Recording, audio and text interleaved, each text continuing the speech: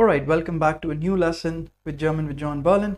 Today we'll be doing a particular type of verbs called separable verbs. In German we call them Trennbare Verben. Yes, they have two parts. We have been looking at these verbs all along, like we had seen the verbs like anrufen, to call up, einladen, to invite.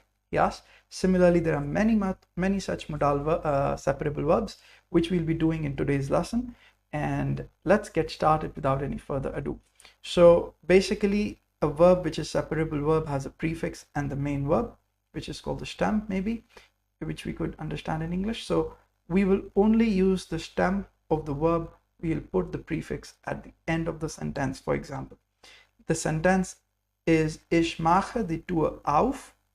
Basically aufmachen is the verb. It means to open. I open the door. So machen is the main verb. It comes in the second position, conjugated for ich, and the last part of the verb is auf. It simply goes in the end. So one thing you must know in German when you read sentences, it's preferable you read the sentence till the end, because the verb basically gets, if it's a separable verb, understood only when you reach the end. Yes, if I simply read the sentence like Ich mache die Tür, it means I make the door.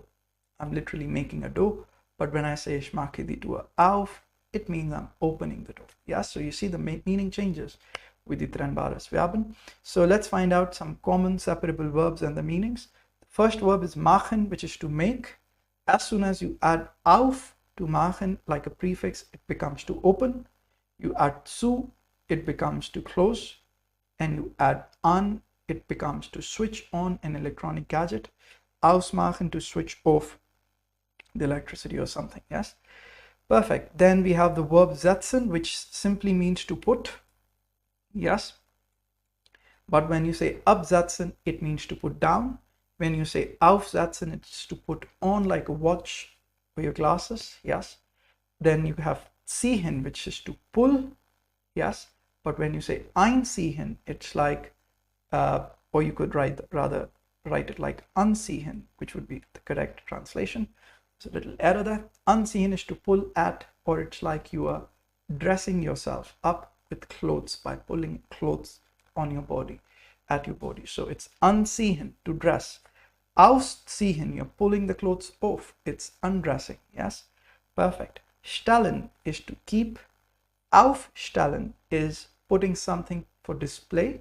Yes, and einstellen is to adjust something, and vorstellen is to introduce yourself.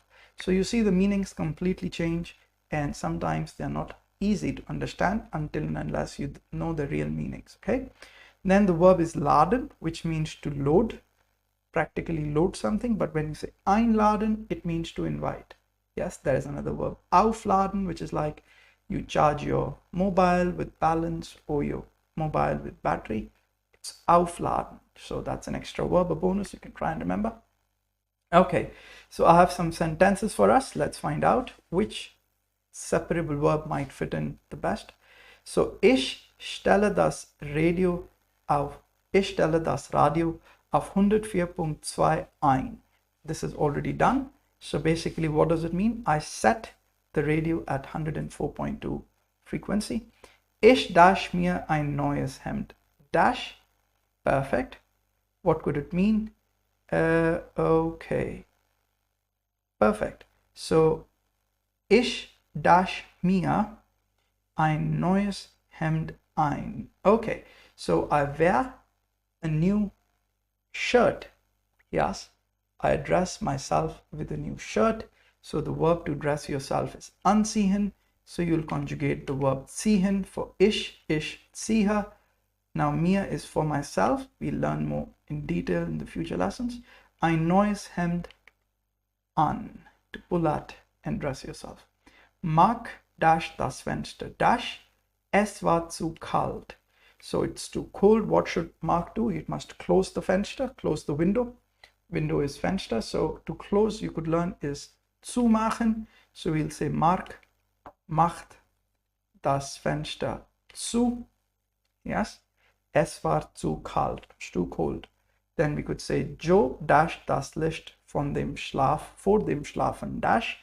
So Joe switches off the light before sleep. So vor is like before and dem schlafen is like before the sleep.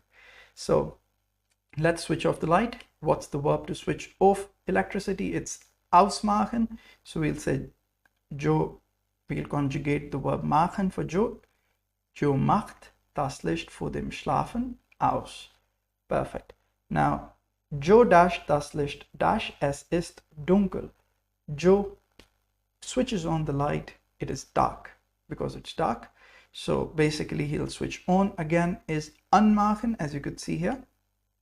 So we'll write here, Joe macht das Licht an. Perfect, es ist dunkel. Then Sam dash Joe to a party dash. So what could Sam do for Joe to the for the party? Invite. So Sam invites Joe to the party. So what's the verb to invite? The last verb here, einladen. We'll conjugate the part laden for Sam. Third person, ich lade. Du lädst, RCS, let. There'll be a umlaut. R changes to umlaut, yes. So let's write it here. Sam lädt Joe zu a party ein. Fantastic. Moving forward, Joe dash das Fenster dash. Es ist ganz warm. It's very warm. Joe opens up the window. So how to open the window? It's machen is to make. Aufmachen is to open.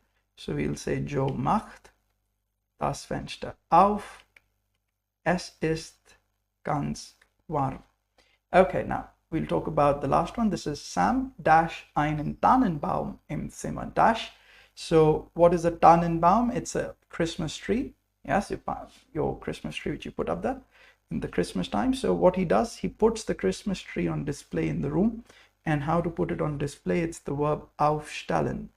And Aufstellung means an exhibition as a noun. And aufstellen as a verb means to put up for display. So Sam stellt einen Tannenbaum im Zimmer auf. Fantastic, yes? So perfect. This was just a bit of introduction to the separable verbs. Join me in the next part to this lesson. We'll be doing a proper text and using many other verbs and learning many new verbs. Perfect. So till then, see you in the next lesson.